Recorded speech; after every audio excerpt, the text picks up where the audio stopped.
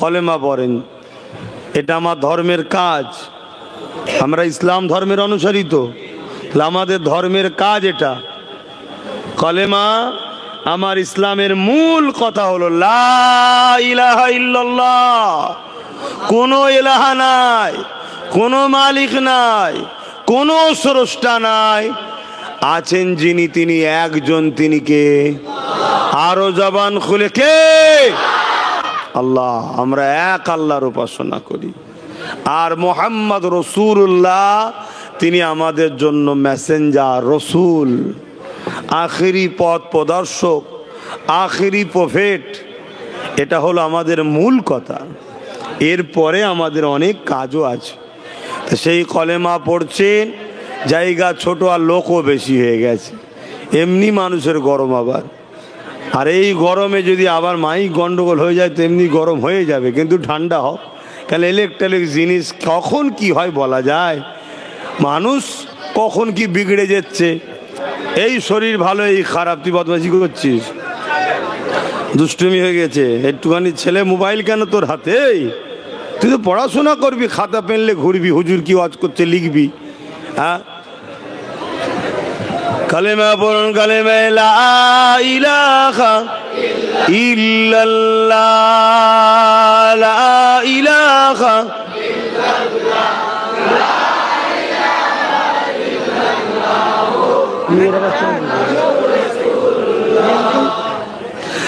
হাসবি রব্বি জাল্লাল্লাহ, মা ফি কলবি খায়রুল্লাহ, নূর মুহাম্মদ সাল্লাল্লাহ, হক লা ইলাহা ইল্লাল্লাহ, লা ইলাহা ইল্লাল্লাহ, লা ইলাহা ইল্লাল্লাহ, লা ইলাহা ইল্লাল্লাহ, মুহাম্মাদুর রাসূলুল্লাহ। আল্লাহুম্মা সাল্লি আলা।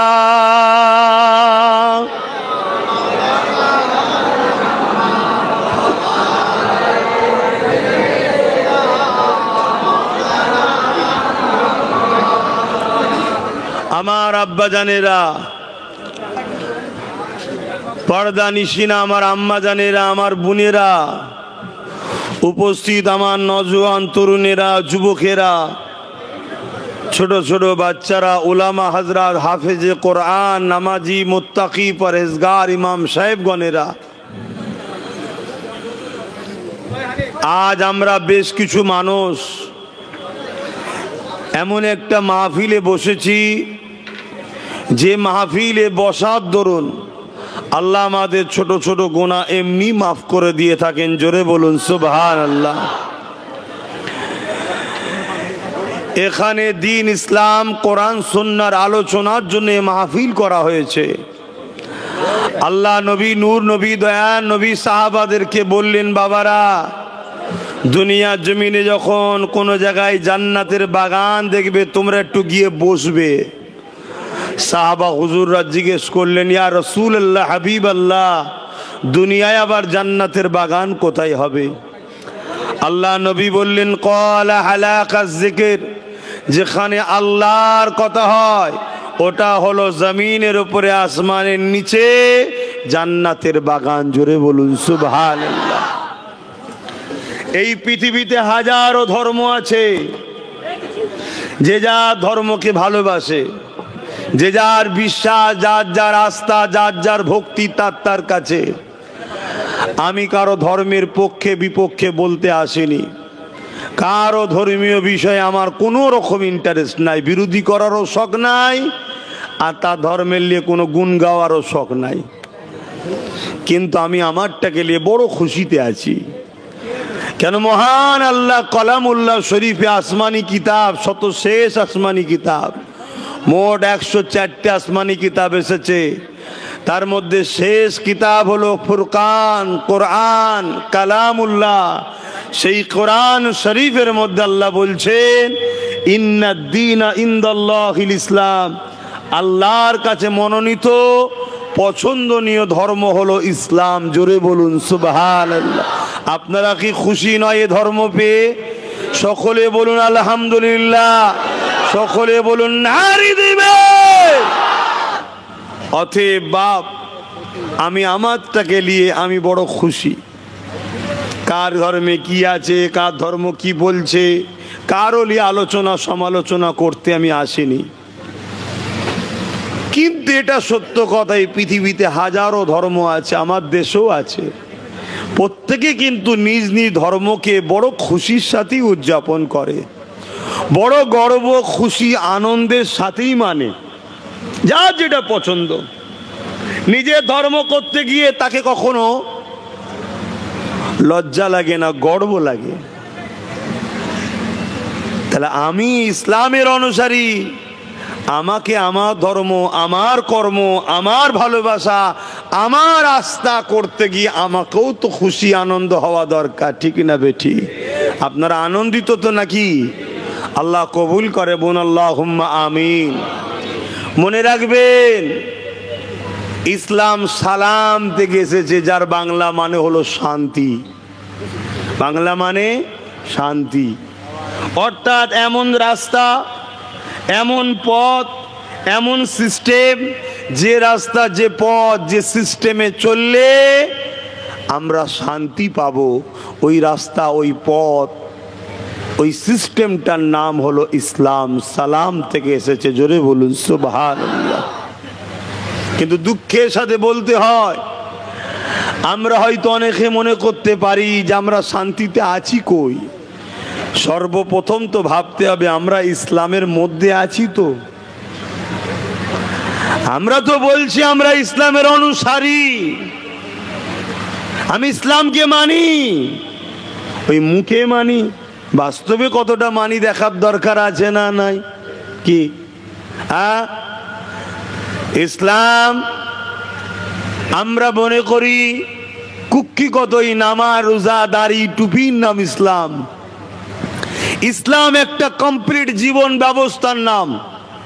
আপনার ধর্মনীতি, অর্থনীতি, সমাজনীতি, এডুকেশন নীতি, পরিবার নীতি, সম্প্রীতি নীতি, মানববন্ধন নীতি, রাষ্ট্রনীতি, রাজনীতি, সমস্ত নীতির সমস্যাকে সমাধান করে সঠিকটা দেখাবার নাম হলো ইসলাম। জোরে বলুন সুবহানাল্লাহ। ইসলাম দুটো পাট্টির ওপর দিয়ে যায়। পাট্টি বোঝেন না? রেল লাইনের পাট্টি। ইসলাম একটা ট্রেন, বুঝাবার জন্য বলছি। এটা চলে দুটো পাট্টির ওপর দিয়ে। একটা পাট্টির নাম হচ্ছে অন্যায় মিটাও, আর একটা পাট্টির নাম হচ্ছে ন্যায় প্রতিষ্ঠিত করো। জোরে বলুন সুবহানাল্লাহ। দুঃখের সাথে বলতে হয়, আমরা তো ন্যায় মিটিয়ে দিয়ে অন্যায় প্রতিষ্ঠিত করছি, তাহলে শান্তি পাবো কি করে? একটা প্রবাদ বাক্য আছে, নামে তালপুকুর ঘটি ডোবে না। আমরা নামে মুসলমান, নামে ইসলামের অনুসারী, আমাদের মধ্যে ইসলামের কর্মকাণ্ড আছে কই? কই? ইসলামের সব থেকে ভালো কাজ কোনটা বলেন? আমি অনেক জায়গায় ওয়াজ করেছি, বলুন ইসলামে সব থেকে ভালো কাজ ইসলাম ধর্ম শিখিয়েছে কোনটা? সবাই বলুন। ক্ষুধার্ত ব্যক্তিকে খানা খাওয়ানো। কিন্তু আজকে বলুন, আমরা ক্ষুধার্ত ব্যক্তিকে মানুষ মনে করি? খানা খাওয়ানো তো দূরের কথা, গরিবকে মানুষই মনে করা হয় না। কথা কি ভুল বলা হয়ে গেল নাকি? তাহলে তো চুপচাপ হয়ে গেলেন কেন? হ্যাঁ কি না বলুন? অথচ গরিবকে খানা খাওয়ানো ইসলামের সব থেকে ভালো কাজ। আল্লাহ নবী বসে আছে, এক ইহুদি ধর্মগুরু এসেছে, যাদেরকে রাহেব বলা হয়। ইসলামে ধর্মগুরুদের ঘরে মুর্শিদ বলা হয়, ফার্সিতে পীর বলা হয়, আরবিতে মুর্শিদ বলা হয়, বাংলায় পথ প্রদর্শক বলা হয়, ইংলিশে গাইডম্যান বলা হয়। তা ইহুদি ধর্মগুরুদের ঘরে রাহেব বলা হয়, খ্রিস্টানদের পাদ্রী বলা হয়, পোপ বলা হয়। কত বোঝা আছে? হিন্দু ভাইদের ব্রাহ্মণ বলা হয়, ইত্যাদি ইত্যাদি আরো নাম থাকতে পারে। তা ইহুদি ধর্মগুরুকে রাহেব বলা হয়। ইহুদি ধর্মগুরু আমার রসুলের কাছে এসে জিজ্ঞেস করছে, মুহাম্মদ সাল্লাল্লাহু আলাইহি সাল্লাম, সব থেকে ভালো কাজ ইসলামে কি? আল্লাহ নবী বললেন ক্ষুধার্তকে খানা খাওয়ানো। ইহুদি প্রশ্ন করছে ক্ষুধার্ত যদি অমুসলিম হয়? আল্লাহ নবী বলছেন আমি কি এখানে মুসলিম বলেছি? আমি তো শুধু বলেছি ক্ষুধার্ত মানুষ। ক্ষুধার্ত মানুষ, সে তার ধর্মীয় পরিচয় কি সেটা তার কাছে, আমার কাছে ক্ষুধার্ত তাকে খানা খাওয়াও, এটা ইসলামের সব থেকে ভালো কাজ। জোরে বলুন সুবহানাল্লাহ। বুকে হাত দিয়ে বলুন আমরা ক্ষুধার্তদের ঘরে খানা খাওয়াই? হ্যাঁ, আমরা তো ক্ষুধার্তদের খানা কেড়েলি বা ধান্দাই ঘুরি, যেটুকু থাকে ওটাকে কেড়েলে, আরো ওটাকে লোট, গরিবকে লোট। তেলা মাথায় তেল দিতে সবাইকে আজকাল ভালো লাগছে। হ্যাঁ, যার মাথায় তেল নেই তাকে একটু দে না বাবা, যে খেতে পাইনি তাকে দে না, যার ঘর নেই অসহায় তার পাশে দাঁড়া না, দাঁড়াবে না। দেখো যে বড় লোক ভিআইপি তার পিছনে সবাই আছে, জি স্যার জি স্যার জি সাহেব জি সাহেব জি সাহেব জি সাহেব। কি সমাজে হয় না? হয় না? এটা ইসলাম না ইসলামের বিরোধী? তাহলে আমরা যদি এই কাজ করি তাহলে আমরা ইসলামের পক্ষে না বিরুদ্ধে? তাহলে বলুন আমাদের কাছে শান্তি আসবে কি করে? শান্তি আসবে কি করে? ইসলামটাকেই তো বুঝতে পারলাম না। আমরা অনেকে মনে করি নামাজ পড়েছি, রোজা রেখেছি, দাড়ি রেখেছি, মসজিদ করেছি, মাদ্রাসা বানিয়েছি, বাৎসরিক জলসা দিচ্ছি, ইসলাম হয়ে গেছে। অত সহজ নয়, অত সহজ নয়। তোমাকে আমাকে, আমার তোমার সৃষ্টিকর্তা মহান রব্বুল আলামিন কিছু কাজ দিয়ে পাঠিয়েছে, কিছু কাজ ডিউটি দিয়ে পাঠিয়েছে। এমনি এমনি বানাই নে। এ জমিন যিনি বানিয়েছে এমনি নাকি? এ আসমান যিনি বানিয়েছেন এমনি? গাছপালা, তরুলতা, পশু পাখি, জীব জন্তু, খাদ্য, ফল মূল সব কিছু মানুষের উপকারের জন্য মালিক বানিয়েছে। এই সব কিছু যখন আমাদের খেদমতের জন্য বানিয়েছে, তাহলে আমাদেরকে কেন বানিয়েছে? কিছু কাজ আছে না নাই? আমাদেরকে বানিয়েছে ইল্লা লিয়াবুদুন, আল্লাহর দাসত্ব, আল্লাহর হুকুম মানা, মালিকের কথা শোনা, তিনি যাতে খুশি সে কাজ করা, তিনি যে কাজে খুশি নয় সে কাজটা ছেড়ে দেওয়া। এবারে প্রশ্ন হতে পারে তিনি কোন কাজে খুশি কোন কাজে খুশি নয় জানবো কি করে? এর জন্য তিনি যুগে যুগে দুটো করে জিনিস পাঠিয়েছে। একটা হলো আসমানি কিতাব, অর্থাৎ আমাদের জন্য গাইড বুক, আর একটা হলো কিতাব বোঝাবার জন্যে নবী রসুল, পথ প্রদর্শক, মেসেঞ্জার, আওতার, প্রফেট। আমাদের জন্য সিলেবাস হলো কোরআন শরীফ, আর আমাদের জন্য প্রফেট হলো হযরত মুহাম্মদুর রাসূল। জোরে বলুন সুবহানাল্লাহ। ওই কিতাব কালামুল্লাহ কোরআন জানাচ্ছে মা আতাকুমুর রাসূল ফাখুযুহু ওয়া মা নাহাকুম আনহু ফান্তাহু। তোমার নবী মুহাম্মদ রাসূল যা আদেশ করেছে মেনে নাও, যা নিষেধ করেছে ছেড়ে দাও। এটা হলো কাজ। কথা বুঝে আসছে? যদি এই অনুযায়ী জিন্দেগি কাটাতে পারি তাহলে আমাদের স্রষ্টা, আমাদের মালিক, তিনাকে খুশি করতে পারলাম, তিনার কথা মতো চললাম, তিনি আমাদেরকে তিনার মেহমানখানা চির শান্তির জান্নাতে রাখবে। জোরে বলুন সুবহানাল্লাহ। আর এর বেখিলাফ যদি চলি তাহলে তিনি আমাদেরকে শাস্তি দেবে, জাহান্নাম। দুনিয়া তো এটা আমাদের সঙ্গে ঘটে না, ঘটে না।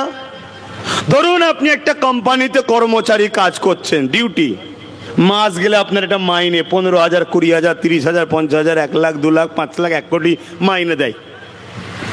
যে কাজগুলো দিয়েছে ওই কাজ যদি করেন ভালো তারে, কোম্পানি খুশি হয়ে আপনাকে ভালোবাসবে না বাসবে না? আর যদি কাজ না করেন রাখবে আপনাকে? কথা বলুন।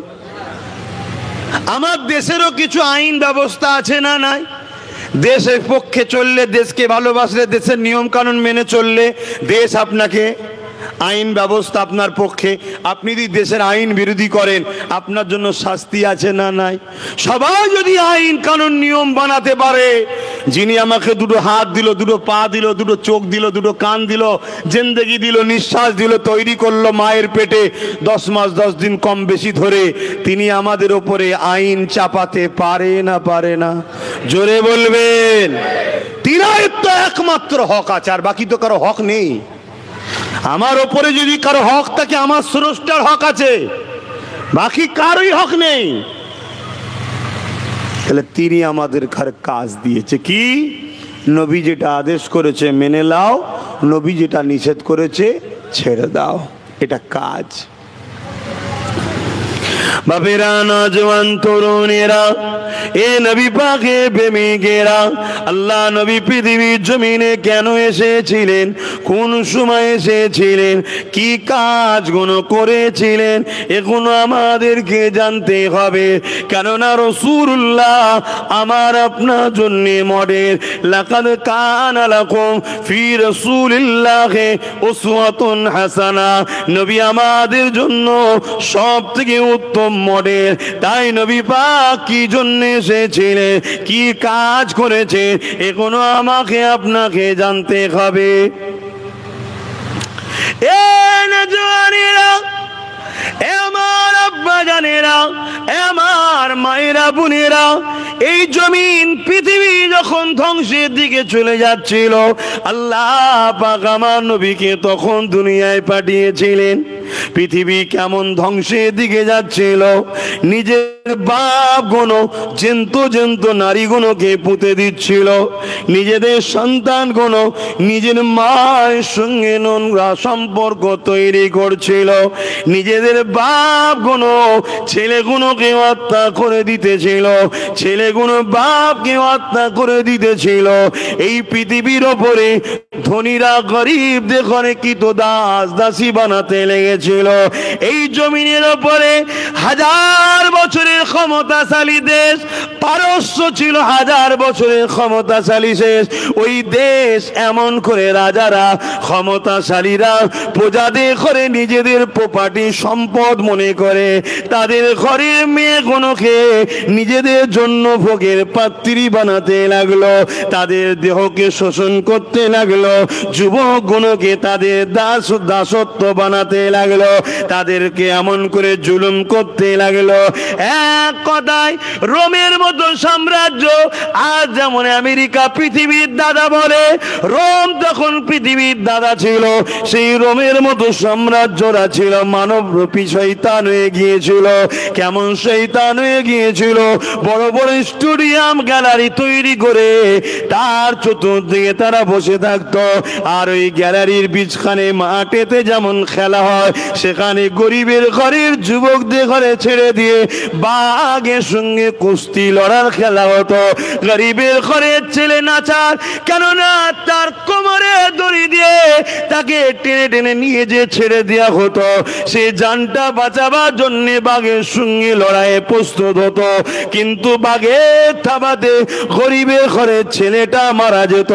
আর তারা ভিআইপি নামে শয়তান গুলো বসে বসে হাততালি দিত।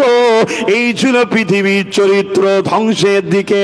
তখন এই অসভ্য মানুষগুলোকে, এই মানবরূপী পশুগুলোকে ইনসাফের শিক্ষা, ইনসানিয়াতের শিক্ষা, মানবতা শিক্ষা, মানব দরদি শিক্ষা, সম্প্রীতির শিক্ষা, ভাতৃত্বের শিক্ষা, গরিবকে ভালোবাসা শিক্ষা, জমিনের উপরে শান্তি প্রতিষ্ঠিত করার জন্য আল্লাহ পাক মহান সৃষ্টিকর্তা, সর্বকালের সর্বশ্রেষ্ঠ মহানায়ক, দোনোজানে সুলতান আমিনা আল্লাহ মুহাম্মদ রাসূলকে মানুষ জাতির জন্য নবী রাসূল করে পাঠিয়েছে।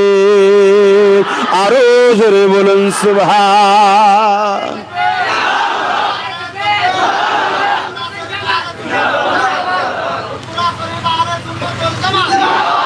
বলুন তো ভাই, মানুষ জুলুম করতে করতে যখন পশু হয়ে যায়, তাকে মানুষের রাস্তায় আনাটা কি সহজ? বলুন। পৃথিবী জুড়ে অন্যায় চলছে, পৃথিবী জুড়ে। খুব ভালো করে শোনেন, ইসলাম কাকে বলে জানেন? আজ আমরা নিজেরা ইসলাম ভুলে গেলাম। তাই এক দল মিডিয়া প্রতিদিন টিভিতে ইসলাম নিয়ে নানা রকম মিথ্যা অপপ্রচার করছে। এর বিনিময়ে তাদের পেটও চলছে। কেননা সেদিনে যেমন পারস্যের সম্রাট ছিল কাইসার, রোম সম্রাট ছিল, আরব দুনিয়ার সম্রাট আবু জেহেল, এরকম সবাই ইসলামের বিরুদ্ধে লেগেছিল। আজও মানবরূপী কিছু পশু আছে, তারা বারবার ইসলামের পিছনে লাগছে, কারণ সেদিনে ইসলামের আদর্শে পৃথিবীর অন্ধকার আলোকিত হয়ে গিয়েছিল। জোরে বলুন সুবহানাল্লাহ। হাজার বছরের পারস্য রাজত্ব ভেঙে চুরমার হয়ে যায়, রোম মাথা নত করে দেয়। পৃথিবীর সব শাসক তাদের অন্যায়কে ছাড়তে বাধ্য হয়েছিল। গরিব হেসেছিল, বিধবা সম্মান পেয়েছিল, এতিম সাহারা পেয়েছিল, শ্রমিক ঘাম শুকোবার আগে তার পারিশ্রম পেত। পৃথিবীতে একটা ইনসাফ, ইনসানিয়াতের ইনকিলাব আমার রসুল এনেছিলেন। তো সেই রসুলের রেখে যাওয়া ইসলামকে আজকের দিনও যারা মানবরূপী পশু আছে তারা ভয় করবে না? করবে না? তাই তারা বিভিন্নভাবে ইসলামকে নানা রকম কুরুচিকর মন্তব্য দিয়ে মানুষের কাছে প্রজেক্ট করতে চাইছে, যাতে করে সত্যটা মিথ্যার প্রচারের কাছে চাপা পড়ে যায়। হিটলারের একটা কথা, হিটলারকে চেনেন? হ্যাঁ, হিটলারের নাম শোনেন না? 1 কোটি লোককে মেরেছিল। কত? বাপ রে বাপ, কত? 1 কোটি। ভাবছেন? এই ভাবছেন আমরা তো একটা লোক যদি কাউকে মারে তাকে দেখলে আমাদের ঘৃণা আসে। হিটলার 1 কোটি লোক মেরেছে, তার মধ্যে প্রায় 60-70 হাজার শুধু ইহুদি মেরেছে। কত? 60-70 হাজার ইহুদি। পৃথিবীর সবাই তখন হিটলারের নাকি বিরোধী করেছিল। হিটলার বলল, কিছু ইহুদি রেখে গেলাম, একদিন তোরা আমার গুণ গাইবি যে ঠিকই করেছিল। কথা বুঝছেন না? বোঝেন নে? এ কথা তোরা একদিন বলবি। তো যাক, ওদিকে আমি যাচ্ছি না। হিটলারের থেকেও আর একজনের নাম 2.5 কোটি লোক মেরেছে। নাম জানেন কি? চিঙ্গিস খান। কি নাম? চিঙ্গিস খান। নাম শোনেন না? চিঙ্গিস খানের নাম শুনলে পৃথিবী কাঁপত। একটা আতঙ্কের নাম, একটা সন্ত্রাসের নাম, একটা খুনির নাম, একটা রেপিস্টের নাম। এই চিঙ্গিস খান পৃথিবীর যে যে শহর, যে যে রাজ্য, যে যে দেশ, যে যে এলাকায় গেছে, একটা গাছ পর্যন্ত রাখেনি। মানুষ তো খুন পর দূরের কথা, গাছগুলোকে পর্যন্ত কেটে ফেলেছে। এত অশান্তি করেছে, 1 লক্ষর ওপরে মেয়ের ইজ্জত লুটেছে। কত? অথচ 22 বছরের একটা মুসলিম যুবকের কাছে এই চিঙ্গিস খান ভয়ে থরথর করে কেঁপেছে। জোরে বলুন সুবহানাল্লাহ। কত বছর? কেন? সে যুবকটা ছিল নবী প্রেমিক, যুবকটা ছিল আল্লাহ প্রেমিক, যুবকটা ছিল ইনসাফ পরায়ণ, যুবকটা ছিল ন্যায় নিষ্ঠাবান, যুবকটা ছিল একজন গরিব দরদি সেনানায়ক। 22 বছর মাত্র বয়স। তার হুঙ্কার, তার আওয়াজ চিঙ্গিস খানের সঙ্গে একদিন মোকাবেলা হলো। চিঙ্গিস খান কাঁপতে শুরু করেছিল এবং বলেছিল, যদি এই যুবকটা আমার সন্তান হতো, পৃথিবী যতদিন থাকতো দ্বিতীয় কাউকে রাজত্ব করতে দিতাম না, আমরাই রাজত্ব করতাম। কিন্তু সেই যুবকের মোকাবেলায় চিঙ্গিস খান পরাজিত হতে, পিছু হতে বাধ্য হয়েছিল, যে কিনা 2.5 কোটি মানুষকে মেরেছে। ইসলাম অন্যায়কে মিটিয়ে দিবার নাম, আর আজকে আমরাই তো অন্যায় করে বেড়াচ্ছি, আমরাই তো জুলুম করে বেড়াচ্ছি। তাহলে মিটাবে কে? আসো যুবক, উঠে দাঁড়াও, মজবুত হও, ন্যায়ের পক্ষে চলো, গরিবের পক্ষে থাকো, বিধবা অসহায় দিন দুঃখী মানুষের পক্ষে থাকো। নামাজ যেমন ইসলামে একটা ইবাদত, গরিবকে ভালোবাসাটাও ইসলামের ইবাদত। নামাজ রোজা যেমন ইবাদত, অসহায়কে সাথ দিয়াটাও ইবাদত। হজ করা যেমন ইবাদত, ক্ষুধার্ত মানুষ, বস্ত্রহীন মানুষকে, অন্নহীন মানুষকে, তার বাসস্থানহীন মানুষকে বাসস্থান দেওয়া, তার ব্যবস্থা করে দেওয়া, এটাও একটা ইবাদত। যেমন তুমি নিজে শান্তিতে বসবাস করাকে পছন্দ করো, এই সমাজের সমস্ত মানুষ, জীব জন্তু পশু পাখি সবাই শান্তিতে বসবাস করবে, এই স্বপ্ন দেখা এটাও একটা ইবাদত। জোরে বলুন সুবহানাল্লাহ। খুব ভালো তারে বোঝেন, ইসলাম ন্যায়কে প্রতিষ্ঠিত করো, অন্যায়কে মিটিয়ে দাও। তোমার চোখের সামনে একটা অন্যায় হচ্ছে দেখেছো, তুমি তার প্রতিবাদে দাঁড়ালে, এই প্রতিবাদ করতে গিয়ে যদি তোমার জেল হয়, মনে রাখবে মন খারাপ করার কিছু নেই, তুমি সাহাবা হুজুরদের সুন্নাত পালন করলে। জোরে বলুন সুবহানাল্লাহ। যদি তোমার এই অন্যায়ের প্রতিবাদ করতে গিয়ে তোমার শরীর রক্তাক্ত হয়, ঘাবড়াবার কিছু নেই, মন খারাপ করার কিছু নেই, মনে রাখবে তুমি হযরতে বেলালের সুন্নাত পালন করলে। জোরে বলুন সুবহানাল্লাহ। যদি তুমি এই অন্যায়ের মোকাবেলা করতে গিয়ে শহীদ হয়ে যাও, ইন্তেকাল হয়ে যাও, মনে রাখবেন অনেক সাহাবা হুজুরদের সুন্নতের আমল তুমি করলে। জোরে বলুন সুবহানাল্লাহ।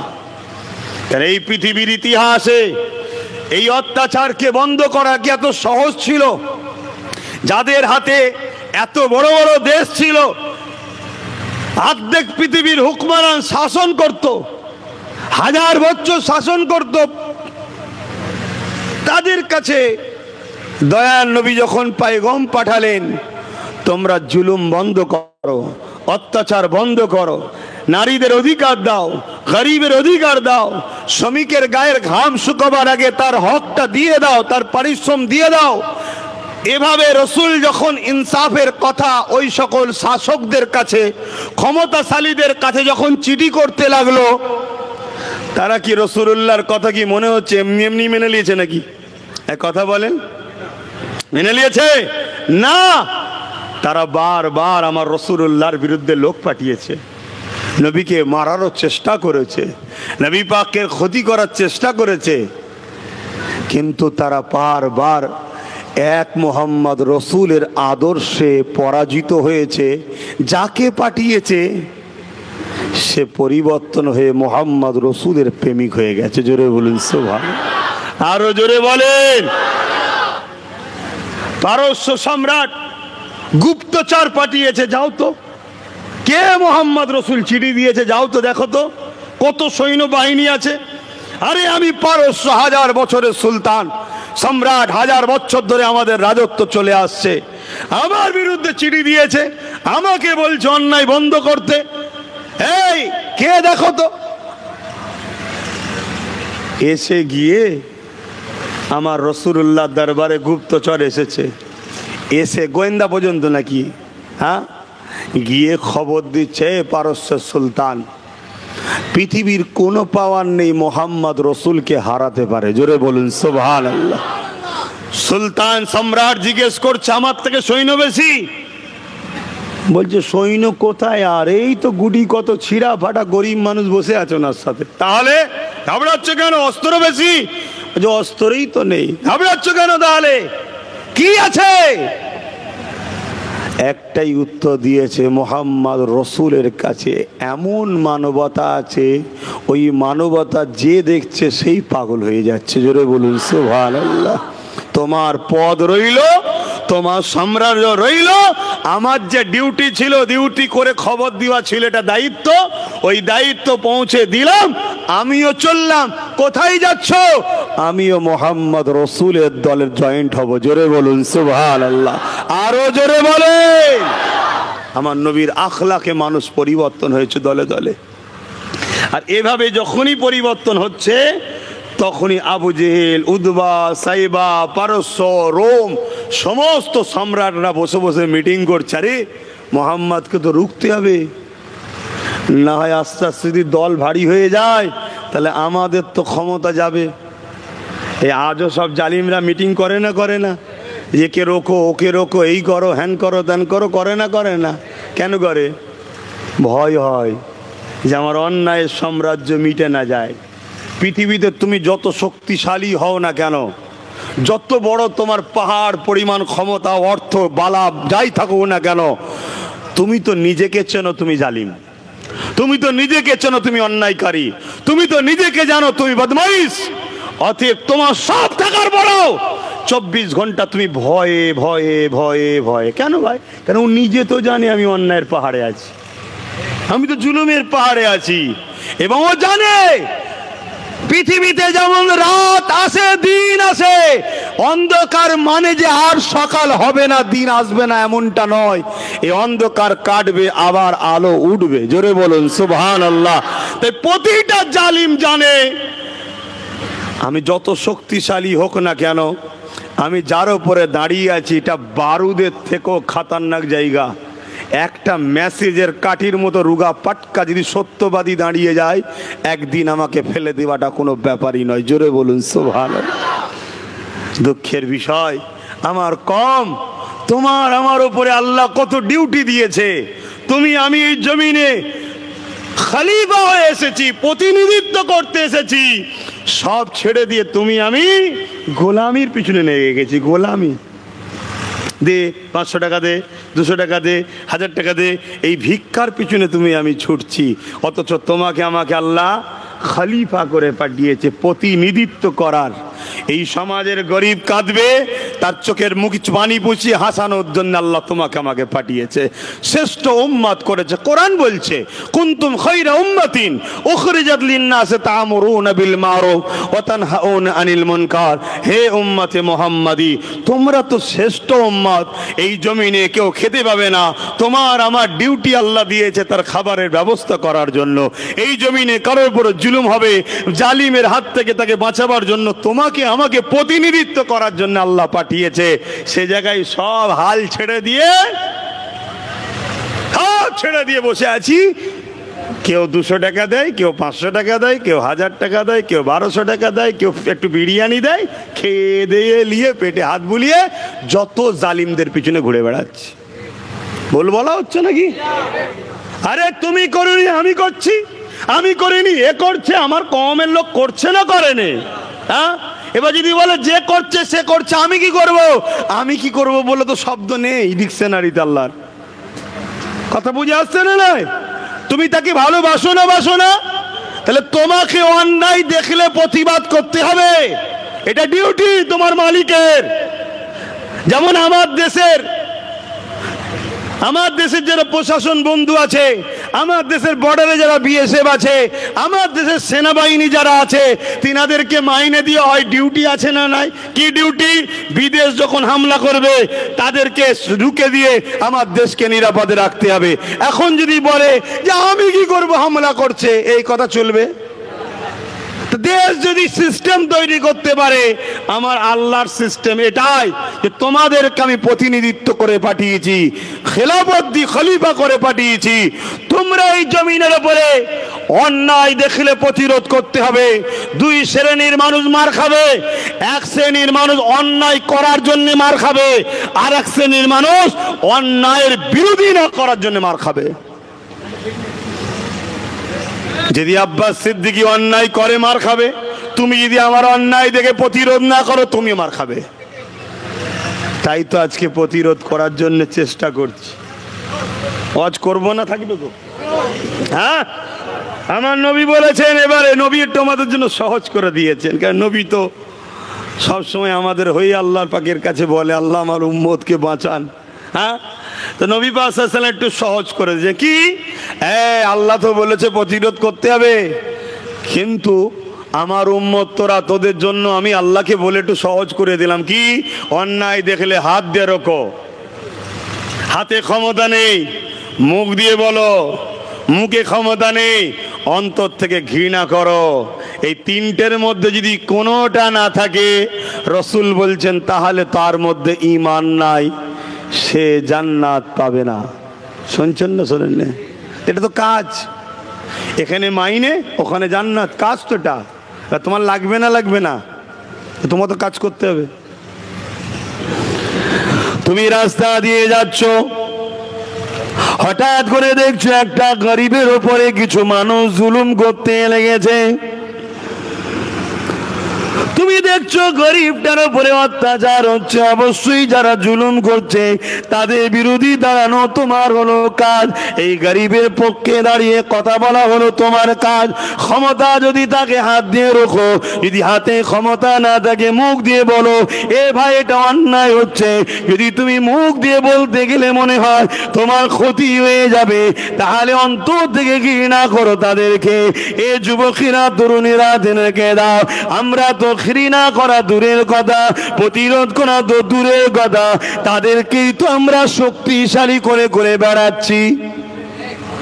কি ভুল বলা হচ্ছে? তাদেরকেই তো শক্তিশালী করছি আমরা। আমাদের সহযোগিতাই তো তারা গরিব কারো লুটছে। তরুণেরা, আল্লাহ নবী পৃথিবীর জমিনকে ধ্বংসের হাত থেকে অনেক কষ্ট করে বাঁচিয়েছে। এই পৃথিবীর নারীদের মর্যাদা আল্লাহ নবী অনেক কষ্ট করে দিয়েছে। এই পৃথিবীতে এতিমের অধিকার, বিধবার অধিকার, মজলুমদের আজ মজলুমদের সম্মান, জালিমদের হাত থেকে মজলুমদের বাঁচার রাস্তা অনেক কষ্ট করে প্রতিষ্ঠিত করেছে। সেই নবীর উম্মত হয়ে এমন কোনো কাজ করে ফেলো না তোমার সহযোগিতা নিয়ে এমন কেউ ক্ষমতাশালী হয়ে যাবে, সে ক্ষমতার আসনে বসে তোমার এলাকার বিধবাদেরকে জুলুম করবে, তোমার এলাকার নারীদের ইজ্জত-আবরুকে হরণ করবে, তোমার এলাকার এতিমদের ঘরে অসম্মান করবে, তোমার এলাকার গরিবদের হকগুলোকে মেরে খাবে। ও অত্যাচার লুটে পুটে জাহান্নামে যাবে। ওকে সহযোগিতা করার জন্য আল্লাহ কিন্তু কিয়ামতের দিনে তোমাকে আমাকেও ছাড়বে না। কেননা রাসূলুল্লাহ দিন বলতে শুধু নামাজ নয়, রাসূলুল্লাহ দিন বলতে সমাজকে নেশা মুক্ত রাখার না। সমাজে কোনো নেশা চলবে না। যে সমাজে নেশা হবে ওই সমাজ আমার রাসূলুল্লাহর সমাজ নয়। এই সমাজকে নেশা মুক্ত করো। দুঃখের সাথে বলতে হয় আজ জন জন ছেলেগুলো নেশায় আসক্ত হয়ে যাচ্ছে, অল্প বয়সে আত্মহত্যা করছে, অল্প বয়সে ডিভোর্স হয়ে যাচ্ছে, অল্প বয়সে অ্যাক্সিডেন্ট করছে। 100টা যদি ক্রাইম হয় 80টা মদের কারণ। 100টা যদি পরিবার ডিভোর্স হয় 80টা মদের কারণ। 100টা যদি দুর্নীতি খুন হয় 80টা মদের কারণ। আর সমাজ একদল মানুষ আমাদেরকে ফ্রিতে মদ বাড়ছে আর ওই চিকেন বিরিয়ানি খাওয়াচ্ছে। খা মদ, খার বিরিয়ানি খা। কেন? এরা জানে এদেরকে মাতাল বানাতে পারলে 20 টাকাতেই কাজ মিটে যাবে।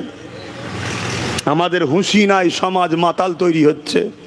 কথা খারাপ লাগছে নাকি গো? অন্য কোন পাড়ার কথা আমি বলছি না তোমায়। তুমি উম্মতে মুহাম্মাদি, তোমার পাড়ায় তোমার গ্রামে তুমি কি করে মদ খাও বা মদের পক্ষে থাকো? না হুজুর আমি খাই না, কিন্তু পক্ষে কি করে আছো?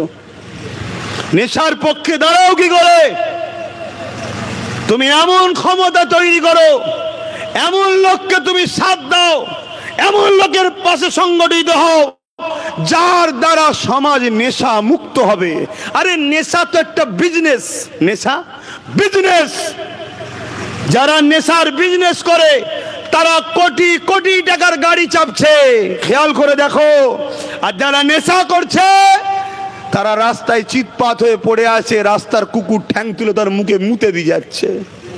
হাসবে না, হাকিকত না মিথ্যা বলছি। যারা নেশার বিজনেস করছে তাদের পরিবার, বিবি, স্ত্রী, ছেলে পুলে দেখো মার্সিডিজ, রোলস রয়েস, BMW চেপে বেড়াচ্ছে। আর যে নেশা করছে দেখো তার বিবি বাচ্চাদের ঘরে রাত্রিরে না খেয়ে গরিব পেটের জ্বালাতে রাত্রিরে ঘুমোচ্ছে। রাত্রির ওই নেশা করে এসে বিবিকে আবার স্বামী জুলুমও করছে। এই ঘটনা ঘটছে না ঘটেনি? তা নেশা সমাজকে কুড়ে কুড়ে খাচ্ছে। এ সমাজকে নেশা মুক্ত করো। যুবক, প্রথমে তুমি নেশা থেকে সরো। দ্বিতীয়, যারা নেশা সমাজে আনে তাদের থেকে তোমরা সরো। তুমি কতটা তাকে সরাতে পারবে ওটা পরের কথা, তুমি প্রথম তার থেকে সরো। তাকে তুমি ধরতে দিও না, তোমাকে তোমার কাছে এনে তাকে প্রশ্রয় দিও না। না, তুই নেশার পক্ষে, তোর পক্ষে আমি থাকতে পারি না। নেশা যদি আজ না রোখো, আজকে যদি 40% নেশাগ্রস্ত হয় তোমার গ্রাম, তোমার বাচ্চা কোনো ছোট্ট বয়স 12-13 বছর, ছোট্ট ছোট্ট ছেলে স্কুলের ছবি দেখো না, ছোট্ট ছোট্ট ছেলে তারা নেশা করছে, নুকিয়ে নুকিয়ে নুকিয়ে নুকিয়ে। কি করে করছে? সমাজ খারাপ, সমাজ খারাপ। অল্প বয়সে সব লিভারের সমস্যা, কিডনির সমস্যা, হার্টের সমস্যা। এটাও একটা বিজনেস না? বিজনেস নয়? জোরে বলেন। কোটি কোটি টাকার বিজনেস চলছে, আমাদের হুঁশই নাই। এই সমাজ অন্ধকারের দিকে চলে যাচ্ছে। তাই বলবো এগুলোকে বন্ধ করার নাম হলো ইসলাম। জোরে বলুন সুবহানাল্লাহ। এমন কেউ পয়দা হয়নি, এমন কেউ বলবেও না আশা করছি যে গ্রামে চোর থাক, ডাকাত থাক, খুনি থাক, মাতাল থাক, নেশা থাক, জুলুম থাক, এমন কেউ মুখ ফুটে প্রকাশ্য বলবে মনে হয়? কেউ বলবে না। তাই আসো, এখনো সময় আছে, কেন এখনো বলার লোক বেশি সংখ্যা তৈরি হয়নি, কিন্তু আগামী দিন হবে, আগামী দিন হবে। এই রিসেন্ট ফেসবুকে দেখছিলাম, বললে খারাপ নেবেন না, ইশারায় বুঝে নেবেন। শিশুরা যেমন মায়েদের স্তন পান করে, ফেসবুকে দেখছিলাম একটা জন ছেলে অবালা পশু কুকুরকে ধরেছে। কুকুরদেরও সন্তান হয়তো নাকি, হ্যাঁ? কুকুরকে ধরেছে, ধরে কুকুরের দুধ পান করছে। মানুষ কত নিকৃষ্ট হচ্ছে দেখেছো? শুনছো না? শোনো নেই? এই রিসেন্ট মিডিয়ায় দেখছো না, 11 মাসের একটা বাচ্চাকে ঘরে রেখে দিয়ে তার মা 10 মাস দিন ধরে বাইরে চলে গেছে। আরে ঘরে বলতে কি শ্বশুর শাশুড়ি কারো কাছে না, কেউ নেই ওই বাড়িতে, বাচ্চা একা। ভেবে দেখো তো, 10টা দিন ওই বাচ্চাটা ওই ঘরের মধ্যে কত তরপেছে। খিদার জ্বালা, মায়ের স্তন ছাড়া ওই 11 মাসের বাচ্চার কি খাবে? হ্যাঁ, কখনো রাত্রির অন্ধকারে কেঁদেছে, কখনো ঘুমিয়েছে, কখনো জেগেছে, কখনো এই মাথায়, কখনো ও মাথায়। এরপরেও কি সমাজের বুকে মনুষ্যত্ব জাগছে? জাগেনি। তারপরে কিছু কিছু উৎসব দিন আছে, সেই দিনগুলোতে খেয়াল করে দেখো, পরের বছরে সেই দিনের কাছাকাছি পার্কে ছেলে পাওয়া যাচ্ছে, কুকুরের মুখে ছেলে পাওয়া যাচ্ছে, কুয়ায় ছেলে পাওয়া যাচ্ছে, ড্রামে ছেলে পাওয়া যাচ্ছে, পলিথিনে ছেলে পাওয়া যাচ্ছে। এগুলো অবৈধ সম্পর্ক করেছে সেই বাচ্চা আজকে এইভাবে কুকুরের মুখে। আরে শ্রেষ্ঠ মানুষ চতুষ্পদ জন্তুর থেকেও নিকৃষ্ট হয়ে গেছে। কোন কুকুর তার বাচ্চাকে এইভাবে ফেলে দিয়ে যায় না। মানুষ হয়ে, মায়ের জাত হয়ে আজকে কত খারাপ হয়ে যাচ্ছে সমাজ দেখো। আর এই সমাজকে বাঁচাতে একমাত্র তোমরা পারতে, কিন্তু তোমরাই তো আজকে খারাপ হয়ে গেছো, তোমরাই তো খারাপ হয়ে গেছো। এসব গুণকে রুখতে গেলে আইন তৈরি করতে হবে। আইন এসব ফু দিয়ে হয় না, পানি পড়া দিয়ে হয় না, বাবারা বাবারা করে হয় না। এর জন্য আইন তৈরি করতে লাগে। আইন, এমন আইন করতে হবে, 2-10টাকে এরকম মা পেলে এমন শাস্তি দিতে হবে, সমস্ত জালিম অন্তর্জাত যারা আছে সব যেন রু কেঁপে যায়। যদি আজ না করো, কাল আরো সমাজ খারাপ হবে, আরো খারাপ হবে। আমার শুনছেন তো বাপ? খারাপ লাগছে নাকি? ওই ঘটনা টটনা বলা ভাই জন্য আমি এসিনি। সমাজ ধ্বংসের দিকে চলে যাচ্ছে, আমাদের ডিউটি। আমি মুহাম্মদ সাল্লাল্লাহু আলাইহি ওয়াসাল্লামের একজন নগণ্য খাদেম, দিনের আমি খাদেম, নগণ্য একটা ছোট খাদেম। আমার কাজ এই সমাজের অন্যায় দেখে তার প্রতিবাদ করা, এই সমাজের যুব সমাজকে অন্যায়ের বিরুদ্ধে সংগঠিত করা, এটা আমার কাজ।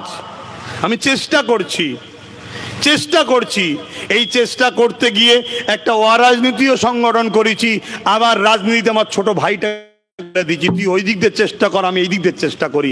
শুধুমাত্র অন্যায়কে মিটাবার জন্যে, সমাজকে ন্যায় দিবার জন্য, ইনসাফ দিবার জন্যে, গরিবকে হাসাবার জন্য, বিধবাকে তার অধিকার দিবার জন্য, এতিমকে মর্যাদা দিবার জন্য। আজকে আমার রাষ্ট্রের কথা ভেবে দেখুন তো, রাষ্ট্র এটা তো আমার মাতৃভূমি, ভারত তো আমার মাতৃভূমি, মায়ের ভূমি। এটা কথা বুঝে আসছে না? নয়? আজকে বলুন, আমার দেশটা ভালো আছে? কথা বলেন।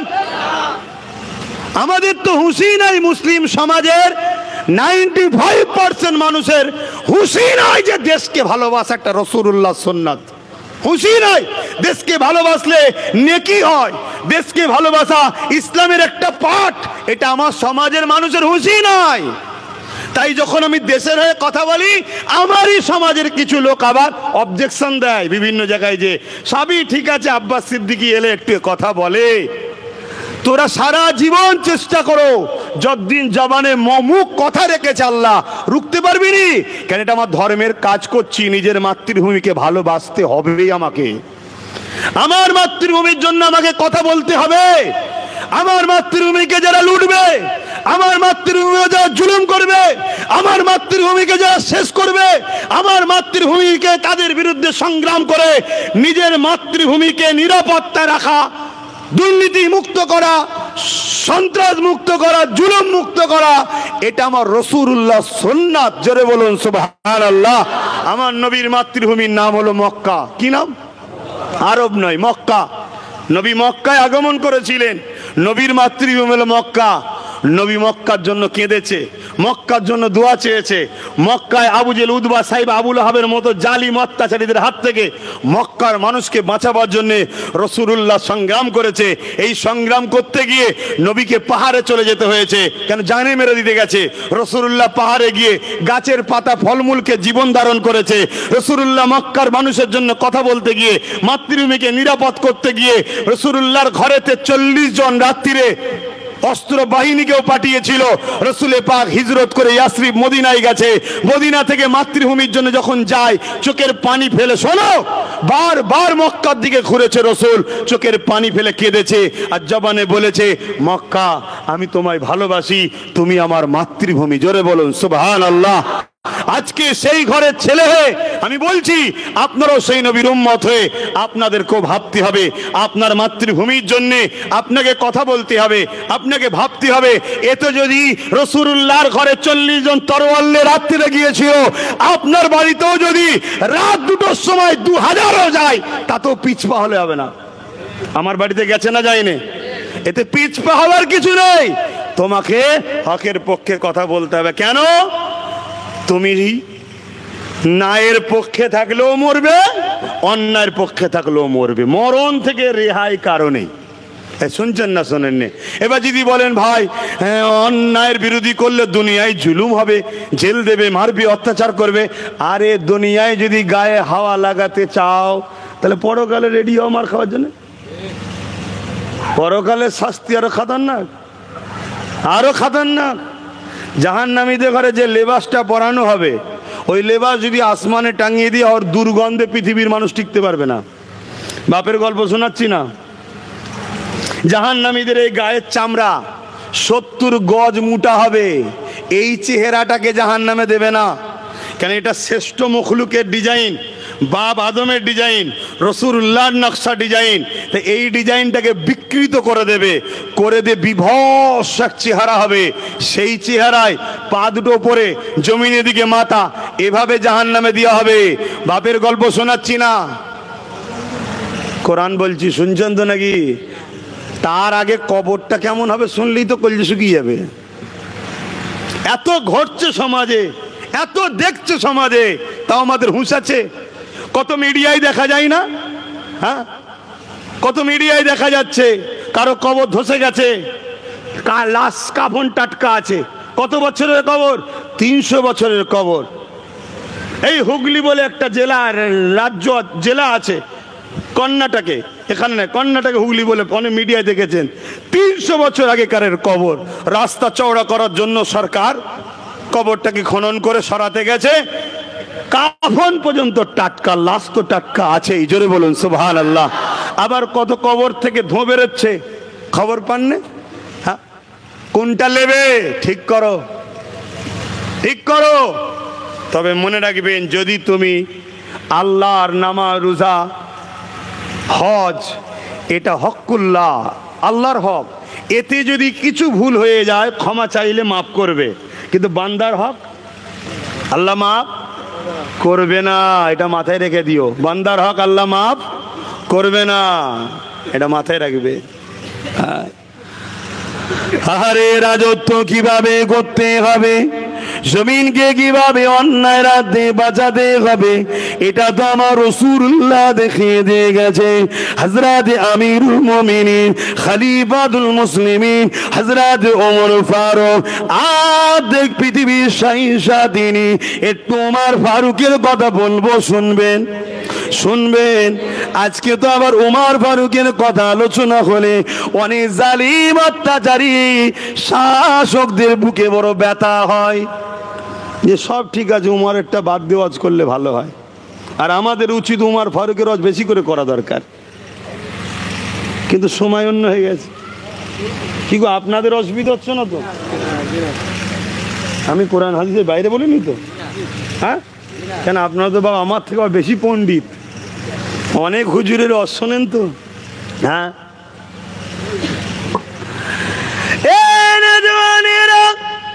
আল্লাহ নবী সাহাবী হযরত ওমর ফারুক রাদিয়াল্লাহু তাআলা হুজুর আমার খলিফাতুল মুসলিমিন হলেন, অর্ধেক জাহানের শাহিনশাহ হলেন, অর্ধেক পৃথিবীর সুলতান হয়ে গেলেন, অর্ধেক পৃথিবীর যেমন করে তিনি পরিচালনা করতে লেগেছেন, সিংহাসনে বসেছেন।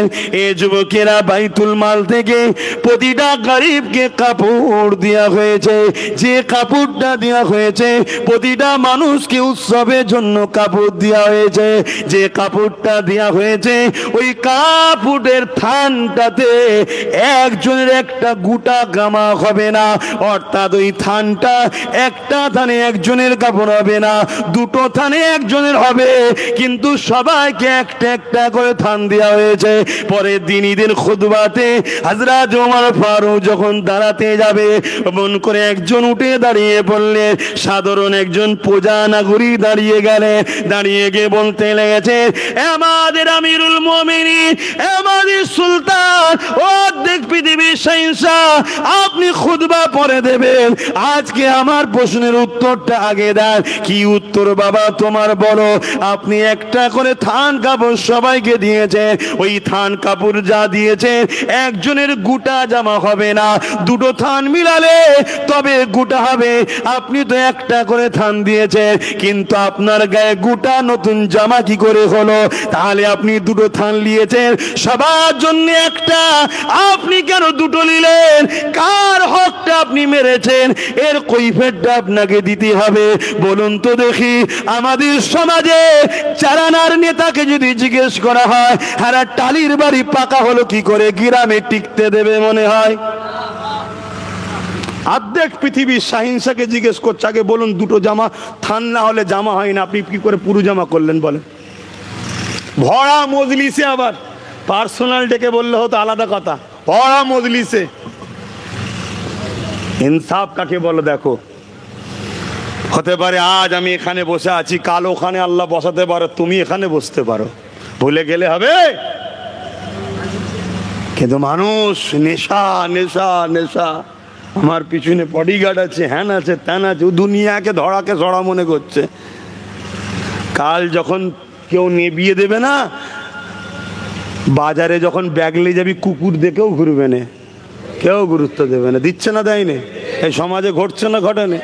ও আগে কত গেছে, আগে গাড়ি পিছনে গাড়ি, ক্যাঁ ক্যাঁ ক্যাঁ ক্যাঁ, সরে যাও সরে যাও সরে যাও, কি হতো না হতো নি? এখন সব তাদের কি খবর? হ্যাঁ, বাজারে গেলে কেউ ঘুরেও দেখেনি। হ্যাঁ, কিন্তু একটা গরিব মানুষ, সৎ চরিত্রবান ভালো নম্র মানুষ, তাকে দেখো চলে যাবার পরও মানুষ স্মরণ রাখে, হারে ছেলেটা ভালো ছিল, লোকটা ভালো ছিল। কি বলে না, বলে না? গরিবকে ভালোবাসো, গরিবকে ভালোবাসো, গরিবকে ভালোবাসো, গরিবকে ভালোবাসো। কেন? গরিবকে সৃষ্টিকর্তা ভালোবাসে, তাই ওকে গরিব করেছে। জোরে বলুন সুবহানাল্লাহ। যদি বলেন ভালোবাসো তো গরিব করেছে কেন? ওকে দুনিয়া দেয়নি, আখিরাত দেবে, তাই। জোরে বলুন সুবহানাল্লাহ। তুমি আমি যদি ওকে দুনিয়ায় হেল্প করি, পাশে থাকি, এ ভাই লে লে লে লে, যেদিন ওকে দেবে ও তখন আবার আমাদের দেবে, আয় আমার সাথে চ, একসাথে চ। জোরে বলুন সুবহানাল্লাহ। বুঝতে পারছেন তো? গল্প বলছি নি, শরিয়ত বলছি, শরিয়ত বলছি। গরিবকে ভালোবাসো। এই যুবকেরা, তরুণেরা, হযরতে ওমর ফারুকের চোখ দিয়ে পানি। অনেকে বলতে লেগেছে, বাবা এইভাবে ভরা মজলিসে কেন জিজ্ঞাসা করলি বাবা? ওই সময় যুবকটা বলে, আল্লাহ নবী বলেছেন যদি কেউ তোমার জন্য অন্যায় করো দেখো, তার চোখে চোখ রেখে সত্য কথা বলাটা এটা একটা বড় সওয়াব নেকির কাজ। আব্বাস এমনি বকে না, নেকি কুড়োচ্ছি আমি তাই বকছি। আমি জানি এতে আমার দুশ্মন বাড়ছে, তা কি হয়েছে? পুরো পৃথিবী যদি আমার দুশ্মন হয়ে যায় আমার কোনো যায় আছে? কিচ্ছু যায় আসে না। আমার ওইটাই হবে যেটা আমার রুহের জগতে আমার কপালে আল্লাহ লিখে রেখেছিল, সেটাই হবে। 1 ইঞ্চি বাড়বেও না কমবেও না। কথা কিছু মাথায় ঢুকছে? হ্যাঁ, এর নাম ইমান, এর নাম বিশ্বাস, এর নাম আকীদা। বাবেরা, আল্লাহ নবীর শিক্ষায় শিক্ষিত হয়েছে হযরত ওমর ফারুক ওই সময় বলতে লাগলেন, বাবারা ওকে কেউ কিছু বলো না বাবা, ও যেটা বলছে সত্য কথা বলছে। আজ আমি কাঁদছি ও বলার জন্য নয়। আরে আমার দয়ার নবী আমাদেরকে প্রকৃত মানুষ যদি বানিয়ে না দিয়ে যেত, আজকে এত হাজার হাজার লোকের সামনে আমি অন্যায়কারী হিসাবে প্রমাণ হয়ে যেতাম, আমি জালিম হিসাবে প্রমাণ হয়ে যেতাম। নবী আমার শিক্ষা দিয়েছিল বলে, ওই শিক্ষায় চলি বলে আজকে প্রশ্ন করেছে, আমি ওর উপরে জুলুম করিনি। আর আমার গোটা জামা হলো কি করে, এটা তো আমার কোনো খাবরাবার ব্যাপার নেই, কারণ আমি রাসূলের শিক্ষায় শিক্ষিত হয়ে রয়েছি। এর উত্তরটা আমার ছেলে দেবে। যখনই হযরত ওমর ফারুকের ছেলে মিম্বারে দাঁড়িয়ে গেল, ছেলের জামাটা ছিঁড়া ফাটা তালি দিয়েছিল। ঈদের সময় নতুন জামা সবাই পরে, অর্ধেক পৃথিবীর সুলতানের ছেলের জামাতে তালি দিবা, ভেবে দেখুন তো ইনসাফ কাকে বলে? এ যুবকেরা, তরুণীরা, বাপেরা, আমার ছেলে উত্তরটা দেবে। ওই ছেলে দাঁড়িয়ে গিয়ে কাঁদতে লাগে আর বলে, গত বছর সবাইকে 1 পিস করে থান দেওয়া হয়েছিল। সবাই বলল হ্যাঁ দেওয়া হয়েছিল। গত বছরে আমি একটা পেয়েছিলাম, আমার বাবা অর্ধেক পৃথিবীর শাহিনশাহ ওমর ফারুক একটা পেয়েছিল। গত বছরে আমার বাবা ওই ঈদের থানের কাপড়টা আমাকে দিয়ে দিয়েছিল, তিনি জামা বানাইনি। ওই আমার থানার আব্বার থান নিয়ে আমার গতবারে একটা গোটা জামা আমি বানিয়েছিলাম, এবারে ঠিক একটা থান আমি পেয়েছি, আমার বাবা পেয়েছে একটা থান। এবারে আমি নিইনি, আমি আমার থানটা আমার আব্বাকে দিয়েছি, তাই আমার আব্বা এবারে গোটা জামা বানাতে পেরেছে। আরো জোরে বলুন সুবহান। নারায়ে তাকবীর, নারায়ে তাকবীর, নারায়ে রিসালাত, ইয়া রাসূলুল্লাহ। নারায়ে রিসালাত। ভাইরা আমার, ভাইরা, ইনসাফ তৈরি করো, তোমাদেরকে করতে হবে ইনসাফ। তোমরাই সমাজকে বাঁচাতে পারবে। আসো ইনসাফ পরায়ণ হও, লুবি হয়েও না, নিজেকে কন্ট্রোল করো। তোমার জন্য যদি বিরিয়ানির প্যাকেট একটাই থাকে, একটাই লাও। তোমার বাড়িতে 10 জন না, একটাই লাও। দেওয়া হয়ে গেল, কমিটিকে টুকটুক করে যে বলো, ভাই আছে বেঁচে, আমার বাড়িতে 10 জন ভাই, আর একটা দিলে ভালো হয়। থাকলে দেবে আর নাই দেবে না, আলহামদুলিল্লাহ বলে চলে যাও। 2টো করে দানা খাও, 1 মুঠো করে খাও, তৃপ্তি পাবে। আর তুমি 2টো লে চলে গেলে, সারাক্ষণ ওয়াজ শুনে একটা বিরিয়ানির কাছে তুমি ইনসাফ শেষ করে ফেললে, কালকে 2 কোটি টাকা এলে ইনসাফ থাকবে? আর কথা বলেন। অতএব বোঝেন বাপজানেরা, আমার ভাইয়েরা, আমার মায়েরা, আমার বোনেরা, কেন আমরা গতিতে, যে গতিতে ধ্বংসের দিকে যাচ্ছি, যদি আজ না বুঝি, ব্রেক যদি না করে মূল মেন রোডে যদি না উঠি, তাহলে আমাদের বেশি নয় 2-3 বছরের মধ্যেই ধ্বংসের দিকে যেতে হবে। কোন নেতা, কোন রাজা, কোন ক্ষমতাশালী ধ্বংস করবে ও সব বলছি না, আমি এতটুকু জানি, কেউ যদি আমায় মারে 10 বছর ধরে, 5 বছর ধরে 500 মারবে, কে 5000 মারবে, আমার আল্লাহ একবার লড়াবে 15 লক্ষ 20 লক্ষ মেরে দেবে, এ বিশ্বাস আছে। ওটা আমি বলছি না, আমি বলতে চাইছি আল্লাহর আযাবে আমরা শেষ হয়ে যাব, আল্লাহর আযাবে শেষ হয়ে যাব। নিজের ছেলের হাতে মার খেতে হবে, বুড়ো বুড়িকে বৃদ্ধাশ্রমে থাকতে হবে। যদি আমরা সংগঠিত না হই, না বুঝি, না ভাবি, না রুকি, না ছেলেকে আদর্শবান শিক্ষা দিই, আমার ছেলেও আমাকে ঠেলে দিয়ে আসবে বৃদ্ধাশ্রমে। কি সমাজে ঘটে না? ঘটে না? কি বলবেন তো? কিন্তু একটা হাফেজে কোরআন বা মৌলানাকে দেখাতে পারবেন পৃথিবী ঘুরে যে সে তার মাকে বৃদ্ধাশ্রমে দিয়ে এসছে? একটা দেখাতে পারবেন? আমি দুটো বলবো না, একটা পারবেন? অথচ হয়তো 5,000 6,000 টাকা ইমামতি করে খায়। আমি দাদা হুজুরের ঘরে এসছে, আমার কথা ছাড়েন বাপ, স্টাম্পটা পড়েছিল বারেক না, আমারও হালুয়া টাইট হয়ে যেত। কথা বুঝে আসছে, আমার কথা ছাড়েন। কিন্তু বাকি যত আলেম উলামা, আমরা ছাড়া কি আলেম উলামা নেই নাকি? লাখো লাখো আল্লাহ করে আলেম উলামা আছে, হাফেজে কোরআন আছে। আল্লাহ তাদের ইজ্জত সম্মান আরো বড় করুক, বোন আল্লাহুম্মা আমিন। কিন্তু কোন বাপ মাকে দেখেছেন আলেম উলামারা দিয়ে এসছে? তাহলে কি আমি বলছি আপনি আপনার বাচ্চাগুলোকে সব আলেম বানান? হ্যাঁ, আমি ওটা বলছি নি। আমি বলতে চাইছি আপনার বাচ্চাকে দিনের জ্ঞানের সাথে সাথে ডাক্তার বানান, উকিল বানান, জজ বানান, ডিএম বানান, বিডিও বানান, আইপিএস অফিসার বানান, ভালো ভালো পলিটিক্যাল সায়েন্সের ছাত্র বানিয়ে আগামী দিন রাজনীতির নেতা বানান আপনার বাচ্চাদের ঘরে। আপনার বাচ্চা যদি ইনসাফ পরায়ণ হয়, ন্যায় প্রেমিক হয়, তার মধ্যে দিনের জ্ঞান থেকে যে গরিবের একটা তেরপল খাওয়া মানে আমি জাহান্নামের আগুন খাচ্ছি, এই ভয় যদি আপনার ছেলের মধ্যে থাকে, আর আপনার ছেলে যদি সমাজের নেতা হয়, এ সমাজের গরিব কেউ কোনোদিন কাঁদবে না। কি গো, কথা খারাপ লাগছে? বানান আপনার ছেলেদের ঘরে। আজ থেকে চেষ্টা করুন, প্রতিজ্ঞা নেন, সংগঠিত হন। আজ নয় কাল, কাল নয় পরশু, পরশু নয় তরশু, একদিন না একদিন, একদিন না একদিন আপনি কামিয়াব হবেন। চলতে তো শুরু করুন। বসে থাকলে জীবনে গন্তব্যস্থলে যাওয়া যায় না। চলতে শুরু করুন, তাতে ছুটে হোক আর হেঁটে হোক। ছুটে হলে হয়তো একটু আগে যাবেন, হেঁটে হলে একটু পরে যাবেন, কিন্তু যাবেন। আর যে বসে থাকে সে জীবনে যাবে? হ্যাঁ, বসেছিল তো সমাজ, সমাজ তো বসেছিল, আমি তো চলা শুরু করালাম। কি গো, করেছি না করিনি? টুক টুক টুক টুক করে চলছে। কিন্তু আজ থেকে 20 বছর আগে যদি কেউ চলা শুরু করতো, তাহলে আজ অনেক দূর পৌঁছে যেতাম না? যেতাম না? বলেন। ঠিক আছে, হয়নি, আফসোস করে লাভ নেই। যে গুজার গিয়া তো গুজার গিয়া। এখন যখন চলা শুরু করেছি, পিছনের দিকে আর তাকাবার দরকার নেই। আগিয়ে চলো, আগিয়ে চলো, আগিয়ে চলো, আগিয়ে চলো। আজ নয় কাল, কাল নয় পরশু, পরশু নয় তরশু, একদিন না একদিন আমরা গন্তব্যস্থানে, জোরে বলুন, পৌঁছাতে হবেই। এটা বাস্তব। কিন্তু আপনার মধ্যে একটা জিনিসকে আনতে হবে, সেটা কি? লোভ করব না, লোভ করব না, সরি দুটো জিনিস, লোভ করব না, আর একটা কি? কারোর উপরে জুলুম করব না। শুনছেন?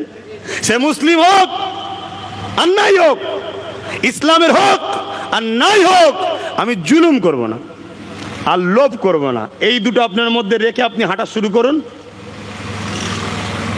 ভাই, গল্প বলছি না, বাস্তবটা বলছি। আপনি কামিয়াবি হবেন,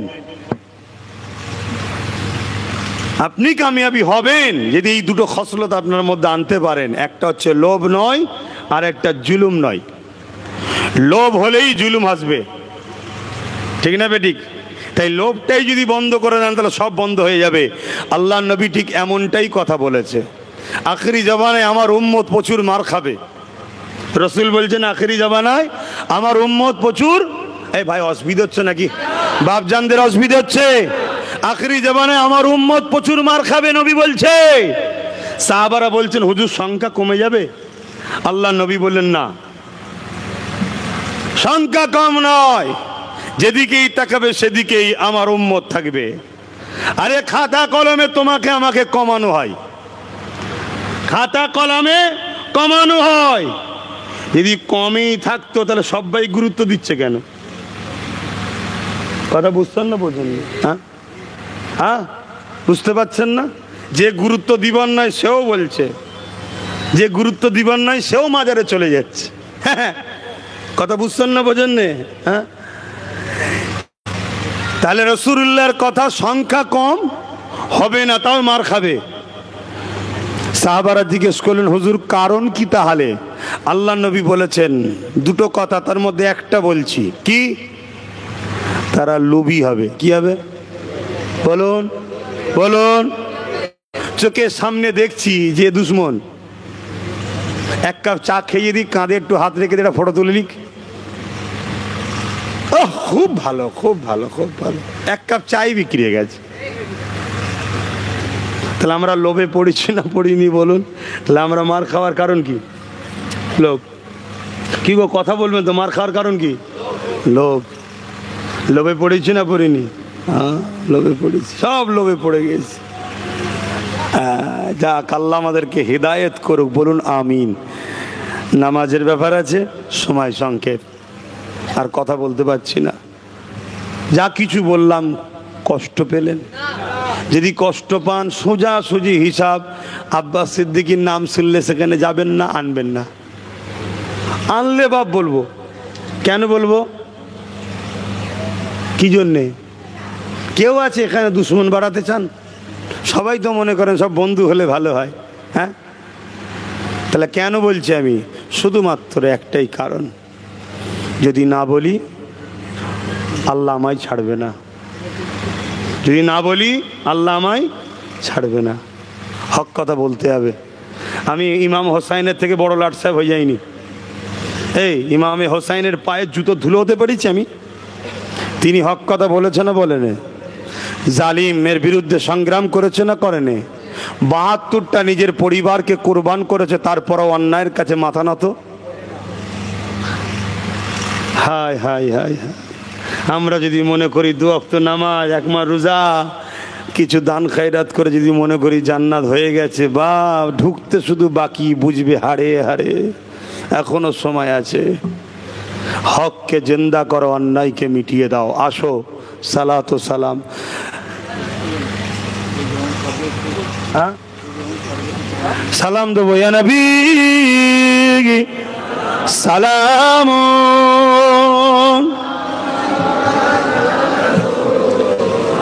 ও স্টেজ কালেকশন, হ্যাঁ, এটা উঠবে না, ওটা তুলবে না।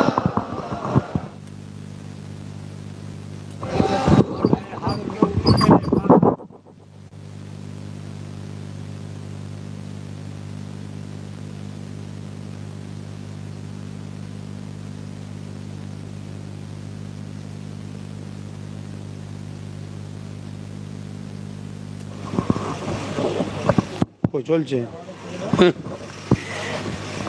হ্যাঁ, বাপজানেরা হাত যেন উপরে তুলবেন না, পাখা একদম মাথার গোড়ায়। আল্লাহ, তালা আল বদরু আলাইনা من شنيعة الوداع وجب الشكر علينا ما دعا لله أهداي يا نبي سلام يا رسول يا حبيب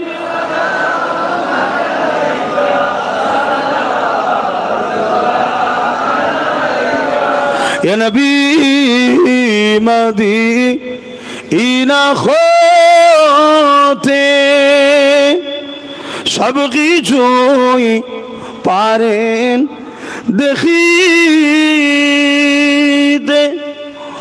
মোদের লাশ কবরে এ রাখিলে লইবেন আপন করে নবী সালাম ইয়া রাসূল ইয়া হাবিব সালাওয়াত। একটু ছোট করে দোয়া হবে, সকলে বসে যান। বালাগাল ওলা বিকামালিহি কাসাবাত তুজা বিজা।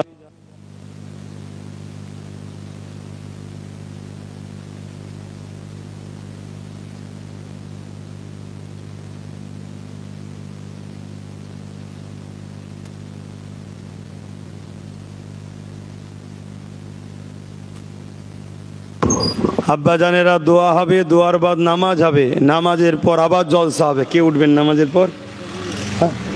ও আচ্ছা, মাশাল্লাহ। আমার চাচা যান পীর আল্লামা সিরাজ সিদ্দিকী চাঁদান হুজুর পীর কেবলা, তিনি নামাজের পরেই উঠবেন ইনশাল্লাহ। কাছাকাছি হয়তো এসে গেছে। আপনারা সকলে নামাজ পড়ে নিয়ে আবার বসে যাবেন। চাচা যান নামাজের পরেই উঠবেন। আমি গুনাহগার, সংক্ষেপে দু কথা বললাম। আসেন ছোট করে একটু দোয়া চাইব। তার আগে একটু এই মাহফিলের জন্য খেদমত, ছেলেরা যাচ্ছে, যা খুশি একটু শরীক হবেন। কিছু কিছু দান করলে এই মাহফিলের জন্য আপনারা গরিব হবেন না, হচ্ছে এদেরও উপকার হবে, আপনারও উপকার হবে। বিবেককে প্রশ্ন করে দেখুন, কিছু কিছু দেন, যা খুশি দেন, কোনো চাপাচাপি নেই। আর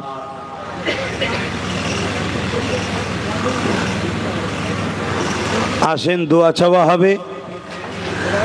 আমার কথাতে, ভাষাতে, ব্যবহারে আমি একটু জোরে কথা বলি।